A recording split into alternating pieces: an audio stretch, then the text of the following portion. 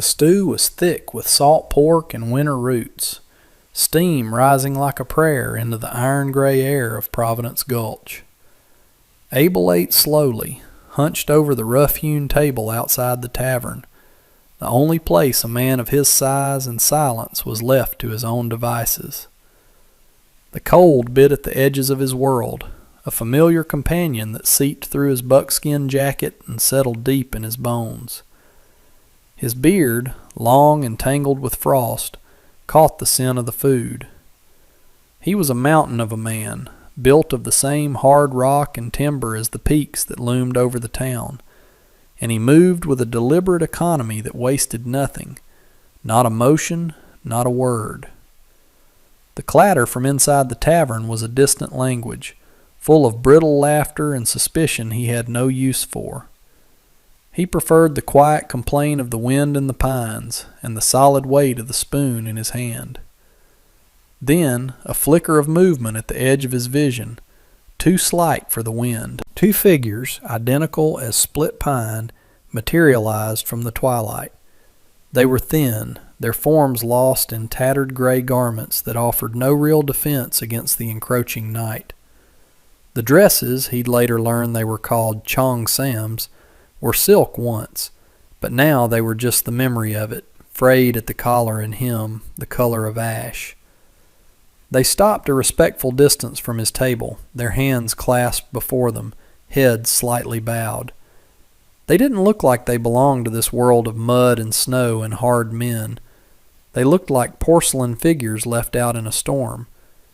One of them, her voice no louder than the scuff of a dry leaf, spoke. The words were careful, shaped with an accent that was foreign and clean. "Sir, may we have your leftovers?" Abel paused, the spoon halfway to his mouth. Beggars were common enough, drifters and failed prospectors with hollow eyes and hands that shook. He usually ignored them. It was a hard country, and a man looked after his own. Pity was a currency he did not trade in. He was about to grunt a dismissal, a sound that would send them scurrying back into the shadows they came from, but then he lifted his head and saw their eyes. They were identical, dark and deep and utterly exhausted. But beneath the weariness was a hard, polished core of endurance that refused to be ground down. There was no servility in their gaze, no practiced pleading. There was only a profound, devastating quiet. It was the quiet of people who had lost everything but the small, fierce flame of their own dignity. It was a look that didn't ask for mercy, but simply stated the facts of their existence. Hunger was a fact. Cold was a fact. Their survival, hanging by a thread, was a fact. And in those twin gazes, so alike, yet each holding its own specific sorrow, Abel saw something of his own buried grief. The stillness in them mirrored the stillness in him. It was this that broke him. The spoon lowered back to the bowl with a soft clink. He looked from one face to the other, seeing the faint blue tinge of cold on their lips, the way they held themselves rigid to keep from shivering. He pushed the heavy wooden bowl across the table toward them. "Take it," he said. The words were gravelly from disuse. He also pushed his block of cornbread forward. All of it. The two women looked at the bowl, then at each other, a silent conversation passing between them in a single glance. The one who had spoken gave a short, formal bow. The other mirrored the gesture. They did not fall upon the food like starving animals.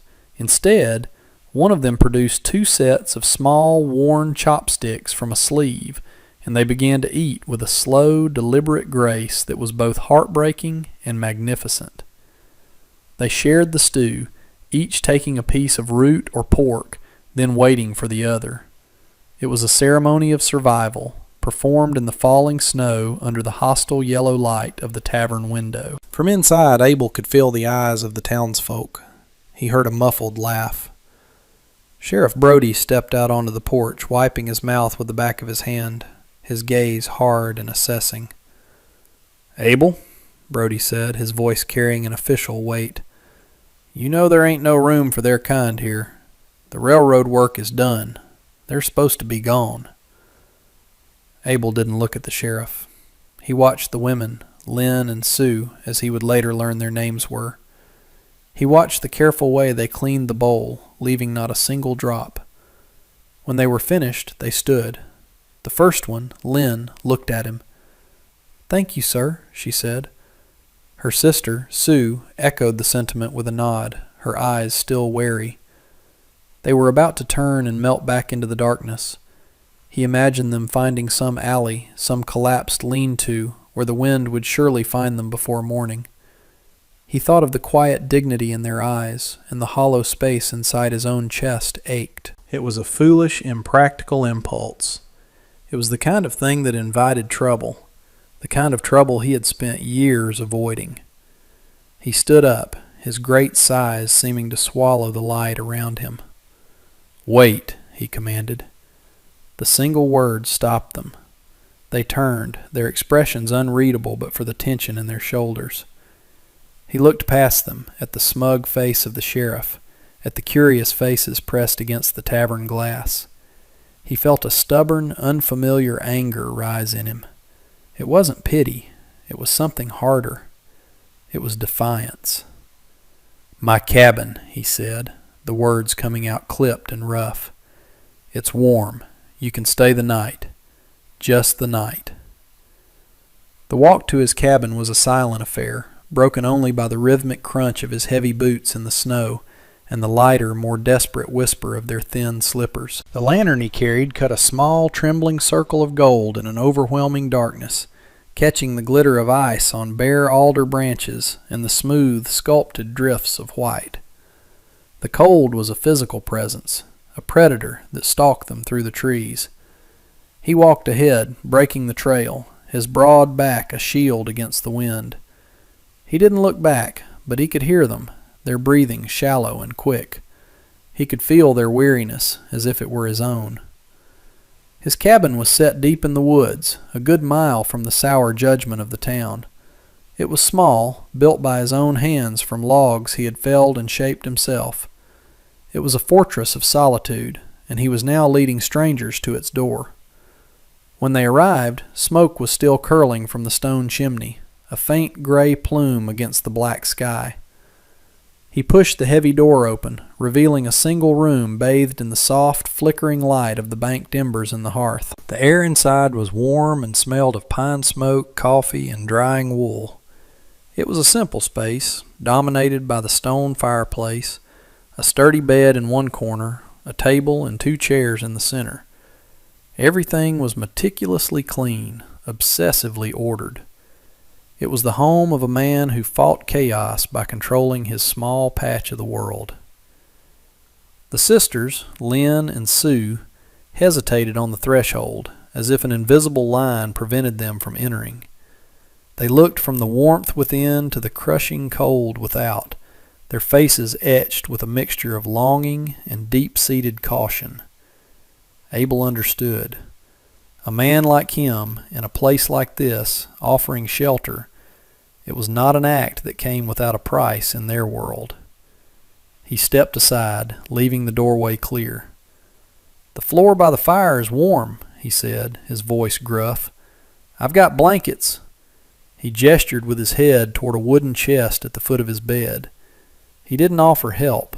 He offered space. He moved to the hearth, stoked the embers back to life with a poker, and laid another log on the grate. Sparks danced up the chimney. He did not watch them, giving them the privacy of his back. He heard the soft shuffle as they finally stepped inside, bringing a gust of cold air with them. The door closed with a solid thud, shutting out the night and the town and the world that had cast them out. He took 2 thick wool blankets from the chest and laid them on the floorboards near the fire, a good distance from his own bed. He filled a tin cup with water from a bucket by the door and set it on the table. He did not speak again. He retreated to his side of the room, sat on the edge of his bed, and began the slow, methodical process of removing his boots. It was a routine, a ritual, and its familiarity was a comfort. He could feel their eyes on him, tracking his every move. When he was done, he lay down on his bed, still fully clothed, and turned his face to the wall. He was intensely aware of them, of the soft rustle of their thin clothing, the almost inaudible murmur of their voices as they spoke to each other in a language he didn't understand. He heard them settle onto the blankets. Then there was only the sound of the fire crackling and the wind moaning around the eaves of the cabin. He lay awake for a long time, listening to the quiet rhythm of their breathing, a foreign sound in the profound solitude of his life. It was a sound that was already changing the shape of the silence. The next morning, Abel rose before dawn, as was his habit. The fire had burned down to glowing coals, and the room was filled with a gray, pre-dawn chill. He moved quietly, his large frame surprisingly light on the floorboards. The two sisters were still asleep by the hearth, huddled together under the blankets for warmth. In the faint light, their faces looked younger, the harsh lines of exhaustion softened. They were just girls, he realized, barely women. He added wood to the fire, his movements precise and silent. He put a pot of coffee on to boil and sliced thick pieces of bacon into a cast-iron skillet. The smell of it sizzling soon filled the cabin. He was turning the bacon when a soft sound made him look over. Lynn was awake, sitting up and watching him. Her eyes were clear and direct. Sue stirred beside her, awakened by the scent of food. "We must earn this," Lynn said. It wasn't a question. Abel grunted, not looking at her. "I said one night." "We will work," she insisted, her voice quiet but firm. "We do not take charity." She nudged her sister and they both stood, folding the blankets with a neat precision that spoke of long discipline. He saw then that the gray silk of their dresses was not just worn but meticulously mended in a dozen places. The stitches were tiny and perfect, a map of their resilience. Sue, the quieter of the two, went to the water bucket, found a rag, and began to wipe down the surface of the small table without being asked. Lynn picked up his worn buckskin jacket, which he'd left slung over a chair. She examined a tear in the sleeve, her brow furrowed in concentration. "I can mend this," she said, looking at him for permission. Abel found himself at a loss. His life was a closed loop of solitary tasks. He chopped wood, he hunted, he repaired his own gear, he cooked his own meals. The idea of someone else touching his things, entering his routines, was deeply unsettling. But the determined set of her jaw, the pride that radiated from her small frame, was impossible to deny. It was the same dignity he had seen in her eyes the night before. To refuse would be to insult it. "There's a sewing kit," he mumbled, gesturing toward a small wooden box on a shelf. "In the tin." He dished out the bacon and fried some eggs, placing 2 plates on the now clean table. They ate in silence, the same way they had eaten the stew, slowly, with purpose. When they were done, they washed the plates and the skillet in a basin of hot water from the hearth, their movements synchronized and efficient. While Sue swept the floor with a crude broom, Lynn sat by the fire, the buckskin jacket in her lap. With thread from his kit, she began to stitch the tear. Her fingers were nimble, her work swift and exact. The seam she created was stronger and neater than any repair he had ever made himself. He sat and watched her, pretending to sharpen a skinning knife, the scrape of steel on stone the only sound besides the crackle of the fire and the whisper of her needle through the thick hide. He watched her slender hands, chapped and red from the cold, working with such focused grace. There was a story in those hands, a story of hardship and skill. He wondered briefly about their past, how 2 girls like them ended up alone and starving in Providence Gulch. He knew it had to do with the railroad, the great iron snake that had carved its way through the mountains, using up men and spitting them out. He'd heard the stories of the Chinese laborers, brought in by the hundreds, treated like cattle, and then abandoned when the work was done. That afternoon he went out to check his trap lines. He hesitated at the door, an unfamiliar reluctance holding him back. Leaving them alone in his cabin felt like a risk, a violation of his own fiercely guarded solitude. "I'll be back before dark," he said, the words feeling strange in his mouth. Lynn simply nodded, her eyes not leaving her work. When he returned, the scent of wood smoke and something else, something clean and herbal, met him at the door. The cabin was transformed. The floors were scrubbed, his spare set of clothes were washed and hanging near the fire to dry, and the single window was wiped clean, letting in the last of the pale winter light. A pot of thin soup, made from the last of his root vegetables, simmered on the hearth. Sue was humming softly, a tune he'd never heard, as she organized his scattered collection of tools on the shelf. Lynn was still sewing, having moved on from his jacket to one of his shirts, reinforcing a frayed collar. They had taken his silence as permission and had set about turning his rough shelter into a place of order and quiet industry. They had worked to earn their keep, and in doing so, they had laid a gentle claim to the space. He stood in the doorway, the cold air swirling around him, and felt a crack appear in the frozen wall around his heart. For the first time in years, the cabin felt less like a refuge from the world and more like a home. Weeks passed, and the rhythm of their life in the small cabin settled into a quiet routine. The one night he had offered stretched into 2, then a week, then an unspoken agreement. Abel would hunt and chop wood, his days spent in the vast, silent wilderness. Lynn and Sue would tend to the cabin, their presence a soft, steady hum of activity that greeted him each evening. They mended all his clothes, cooked his meals, and kept the small space with a fierce, protective cleanliness. They were tireless workers, their pride a shield against the implied charity of their situation.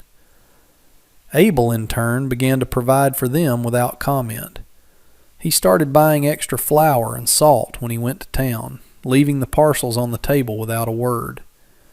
He traded a prime pelt for 2 pairs of sturdy leather boots and left them by the hearth one morning before they woke. He never saw them try the boots on, but the next time he saw them go outside to fetch water, their thin slippers were gone, replaced by the warm, practical leather. His trips to Providence Gulch became tense affairs. The town had noticed. Whispers followed him down the muddy main street. "Keeps them Chinaman women up there," he heard one man mutter at the general store. "Ain't right." The store owner, a man named Henderson, who had known Abel for years, looked at him with a new, unwelcome curiosity. "Be careful, Abel," he'd said, weighing out a bag of beans. "Folks are getting riled. Sheriff's been asked to look into it. Vagrancy laws, you know." Abel had just stared at him until Henderson dropped his gaze. He paid for his goods and left, the weight of the town's judgment a heavy cloak on his shoulders. He was an outsider by nature, but this was different. He was now a pariah by choice. The town's animosity only hardened his resolve. The cabin was his land, his home. What he did there was his business. The quiet warmth within those 4 walls became a sanctuary against the cold hostility without. He found himself talking more, not in long conversations, but in short, practical exchanges that slowly bridged the silence. He would point to a bird and name it. "Whiskey Jack." Lynn would watch it, then say its name in her own language, the sound like soft bells. He learned that Lynn was the elder by a few minutes, the more outspoken and pragmatic one.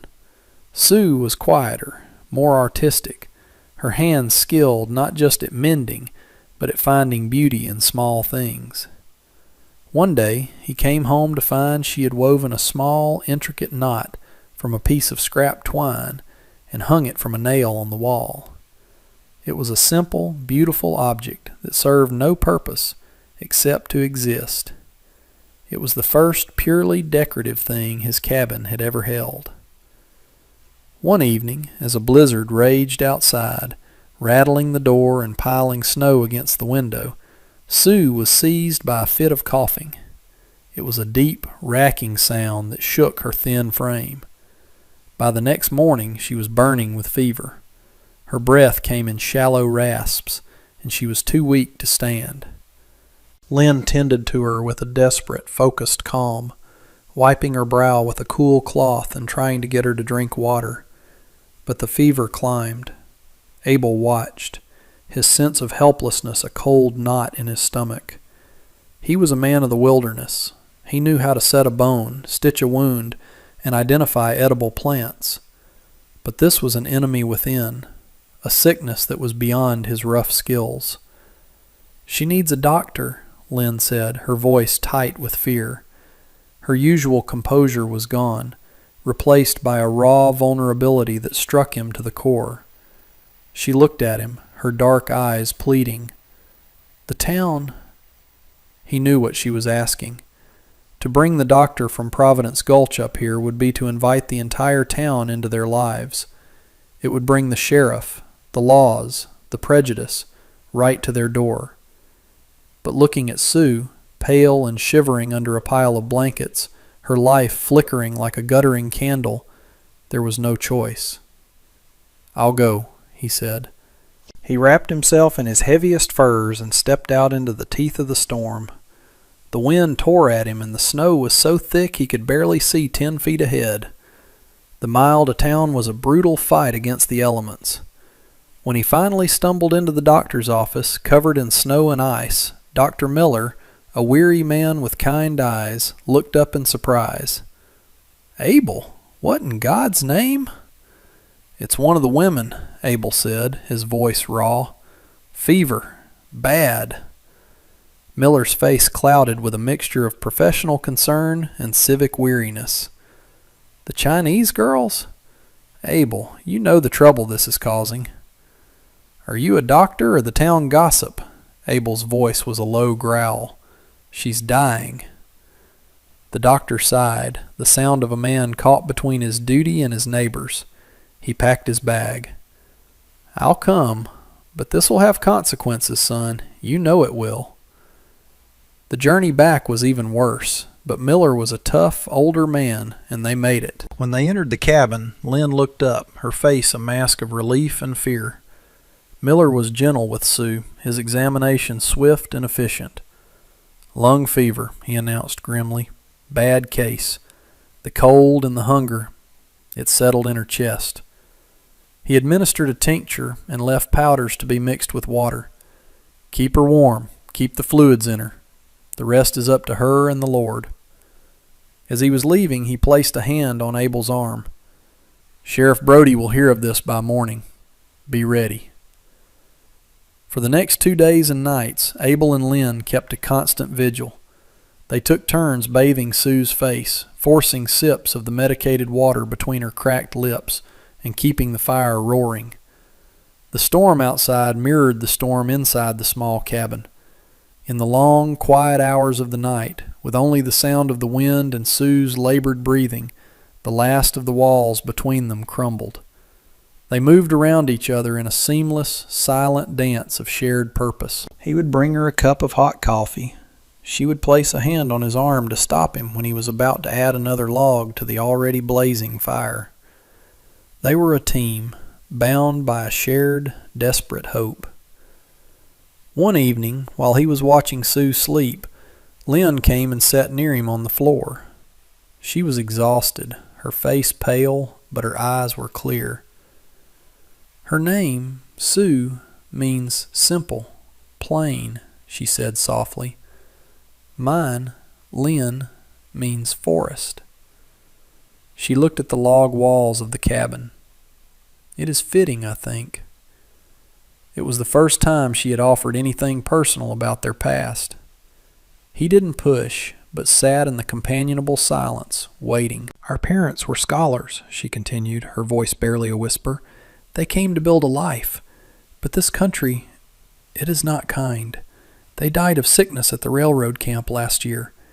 We were left with their contract. We worked until the line was finished. Then they told us to go." She said it all without a trace of self-pity, a simple recitation of facts. He finally understood the source of the profound stillness he had seen in her eyes. It was the quiet of someone who had weathered an unimaginable storm and was still standing.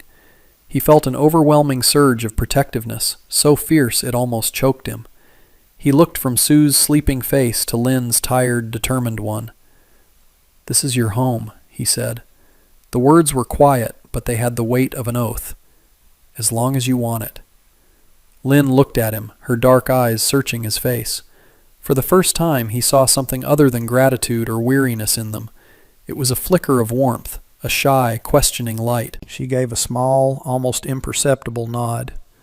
In that moment, the storm outside seemed to recede, and the only thing that mattered was the fragile peace within the four walls of the cabin, a peace they had built together, a peace he would defend with his life.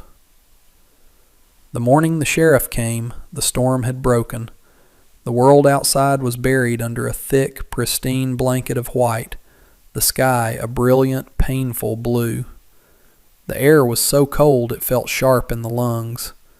Sue's fever had finally broken in the night. She was sleeping peacefully, her breathing slow and even. A fragile quiet had settled over the cabin, the quiet of a battle won. Abel was splitting kindling outside when he saw the two figures on horseback making their way up the trail he had cleared.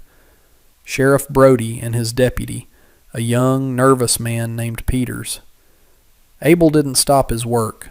He continued to swing the axe with a steady, powerful rhythm, the sharp crack of splitting wood the only sound in the frozen air.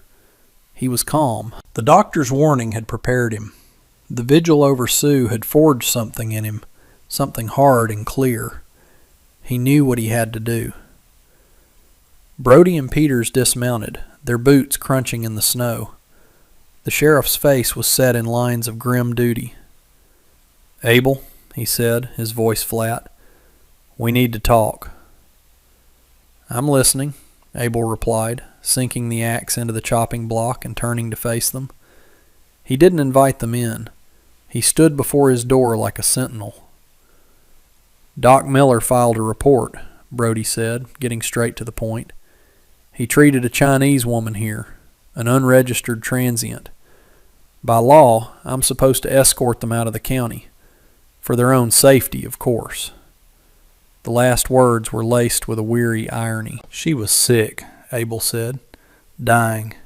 Now she's not. She's not going anywhere." "It ain't your decision, Abel," the sheriff sighed. "There are rules. The town council is in an uproar. They see this as a threat. They're worried it'll encourage others." "A threat?" Abel's voice was dangerously low.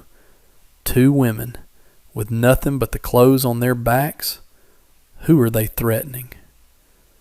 The door of the cabin opened. Lynn stepped out, closing it softly behind her. She was wearing one of Abel's flannel shirts, which was far too big for her, but she had belted it at the waist and rolled up the sleeves. She looked small and frail next to the three men, but she stood tall, her back straight. She faced the sheriff without fear. "We are not transients, Sheriff," she said, her voice clear and steady, carrying in the still air. "We had a contract with the railroad. We worked it until it was done. We are owed wages they never paid. We are not vagrants. We are creditors." Brody looked taken aback, both by her sudden appearance and the articulate dignity of her speech. "Ma'am, that's a matter for the company courts." "A court that will not see us," Lynn interrupted, her voice still level. "We came to this town because it was the nearest place to find shelter. We asked for nothing but to work. We were met with stones and insults. Mr. Abel gave us shelter when we would have frozen to death. We have earned our keep here. We have harmed no one." Abel watched her, a fierce pride swelling in his chest. She was not pleading for mercy.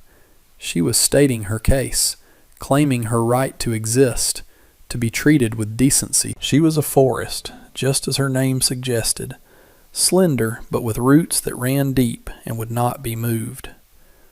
"The law is the law," Brody said, though his voice had lost some of its conviction. He looked from Lynn's defiant face to Abel's stony expression.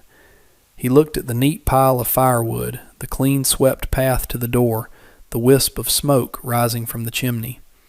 This was not the den of iniquity the town gossips had painted. This was a home. "Then the law is an ass," Abel said quietly. He took a step forward, placing himself slightly in front of Lynn. It was a simple, protective gesture, but it was absolute. "These women are under my protection. This is my property. If you mean to take them, you'll have to come through me." The deputy, Peters, shifted his weight nervously, his hand hovering near the pistol at his hip. But Sheriff Brody held up a hand. He was a man who enforced the town's laws, but he was not an unjust man. He looked at Abel's face, a face he had known for years, and saw a line drawn in the snow. He saw the quiet, unbreakable strength in the woman standing behind him. He saw the truth of the situation, and it shamed the petty fears of the town he represented. He let out a long, slow breath, his words turning to steam in the cold. "There's a provision," he said, thinking aloud, "for household servants, hired help. If they were officially in your employ, their residency would be legal." He looked directly at Abel. "Are they in your employ, Abel?" It was an offer, a way out, a legal fiction to satisfy the town council and end the confrontation. Abel looked at Lynn. Her eyes met his, and in that shared glance an entire conversation took place. He saw her pride, her fierce independence. She would never accept being called a servant. He turned back to the sheriff. "No," he said, the word clear and final. "They are not my servants." He paused, then said the words that would change everything. "They are my family." The declaration hung in the frozen air, stunning all three of them into silence. Family. It was a word he hadn't used in a decade, a word he thought he had buried for good. By saying it aloud, he had given it life again. He had formalized their bond, transforming their status from rescued strangers to rightful residents. He had claimed them, and in doing so, had reclaimed a part of himself. Sheriff Brody stared at him for a long moment, his expression unreadable. Then a slow nod. He had seen enough. He had pushed as far as he would, or could. "All right, Abel," he said, his tone weary but resolute. "You tell anyone who asks. You tell them Sheriff Brody came up, investigated, and found the situation to be a private, domestic matter." He turned to his deputy. "Let's go, Peters." Without another word, they mounted their horses and rode away, their dark shapes shrinking against the vast, sunlit snow. Abel stood watching them go, not moving until they had disappeared into the trees. He felt Lynn's presence beside him. He turned to look at her. Her face was tilted up toward his, her eyes shining with an emotion he couldn't quite name. It was gratitude, yes, but it was deeper than that. It was trust, absolute and unconditional. "Thank you," she whispered. "Go inside," he said, his voice rough with emotion. "It's cold. See to your sister." She nodded and slipped back into the warmth of the cabin. Abel remained outside for a few moments more, breathing in the clean, sharp air. He felt as if a great weight had been lifted from his shoulders, a weight he hadn't even known he was carrying. The silence of the mountains no longer felt like loneliness. It felt like peace. He had drawn a line not just against the town, but against his own past, his own isolation. He picked up the axe, his hand closing around the smooth, familiar wood of the handle. He had a family to keep warm. He had work to do. The days that followed the sheriff's visit were quiet and filled with a new kind of light.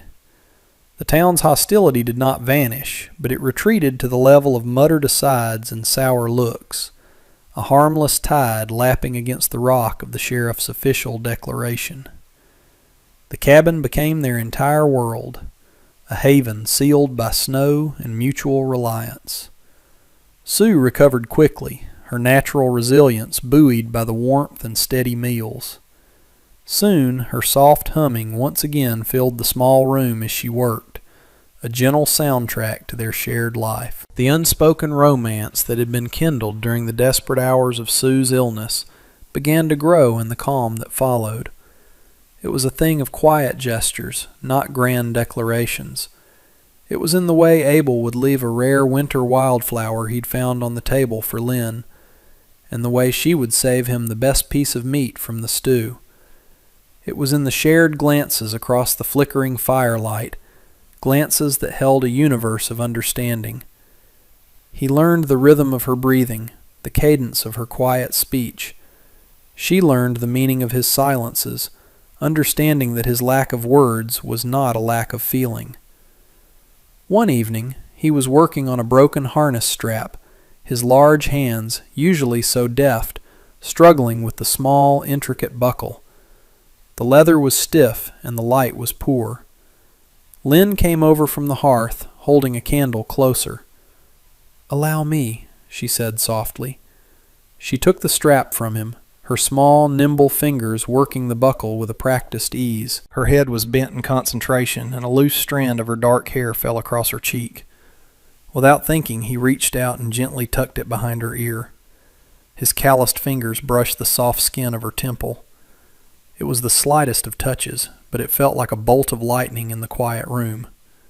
She froze, her hands stilling on the leather. She slowly lifted her head, her eyes wide, searching his.